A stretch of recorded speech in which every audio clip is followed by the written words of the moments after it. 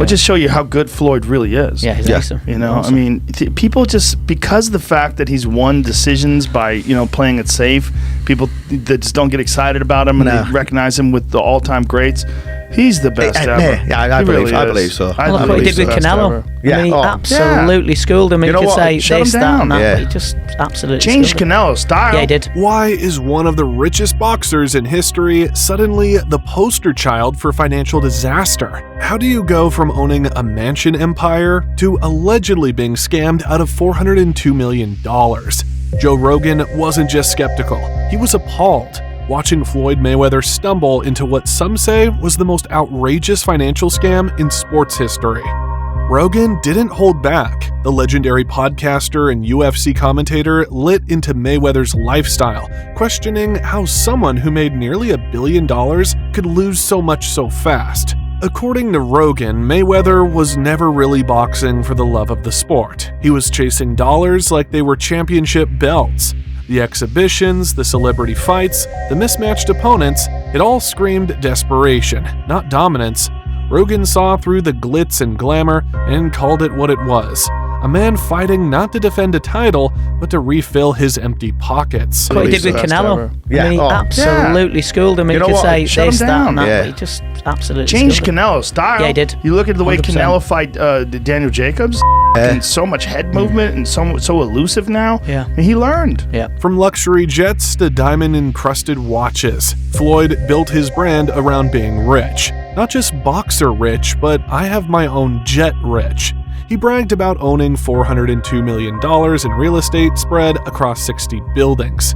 But Rogan questioned it all. Those flashy numbers he pointed out just didn't add up. And the buildings? Sources said most of them either didn't exist or weren't his. Mayweather's opponents? Not exactly the cream of the crop.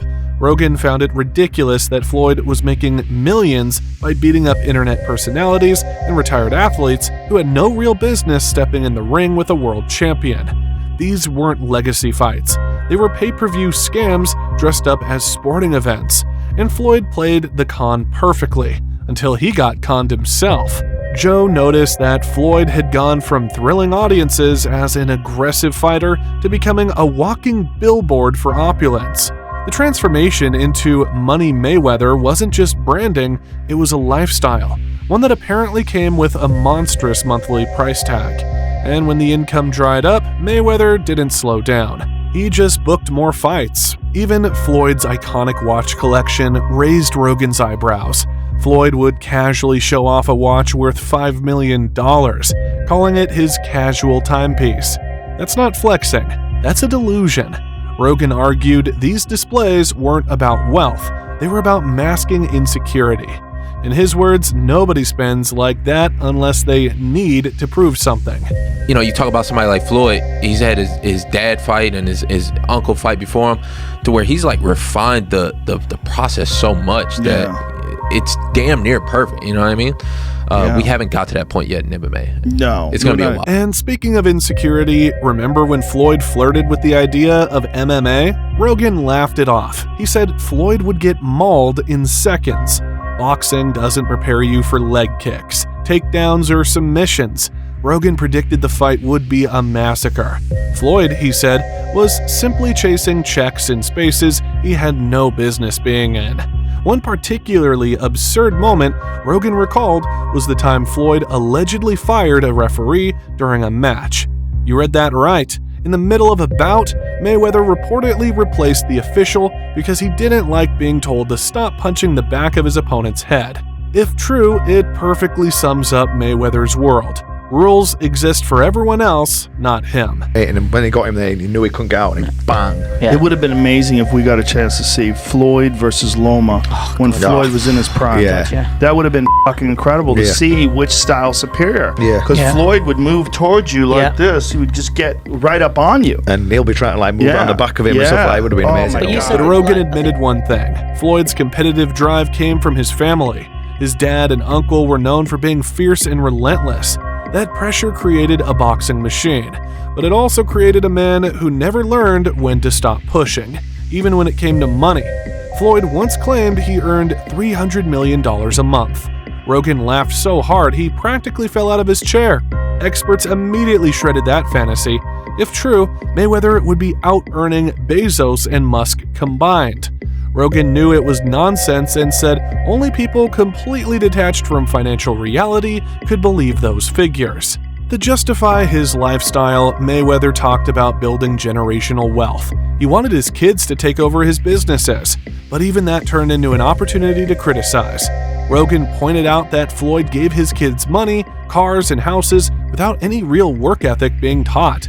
That's not generational wealth, that's generational spending. Even 50 Cent chimed in with his own allegations. He claimed Floyd scammed him out of $2 million while in jail. Rogan found that particularly shady. 50 invested in Floyd's promotional company, only to be ghosted once Floyd got out. According to him, Mayweather pretended like he had no clue what the investment was even about.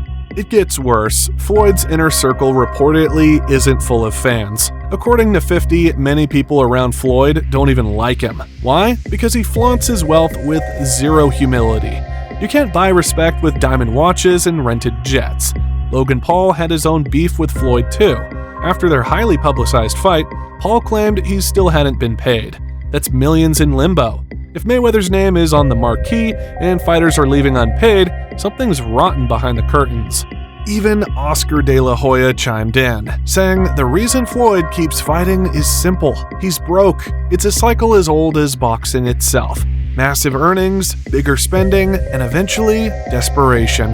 Mayweather's lavish lifestyle was built on million-dollar weekends and designed everything. But that pace isn't just unsustainable, it's catastrophic. And let's not forget the Gotti fight, which turned into a circus. Midway through the match, Floyd swapped out a referee again. This wasn't a fight, it was a one-man show where the rules bent at Floyd's will.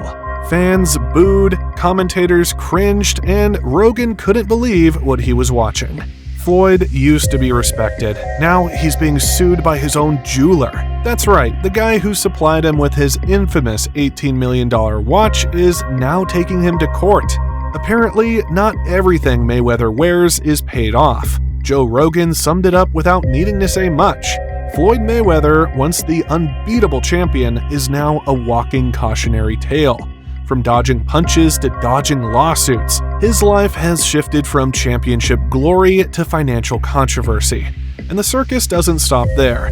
Floyd Mayweather's downfall is a cautionary tale wrapped in diamonds and delivered in private jets, as if losing millions in a $402 million scam wasn't enough, he continues to flaunt the remnants of his fortune as if perception alone can refill his empty vault. Joe Rogan didn't just go off on Floyd because of the scam, he exploded over the pattern, the lifestyle, the delusion, the endless parading of wealth that seems to have outpaced reality years ago.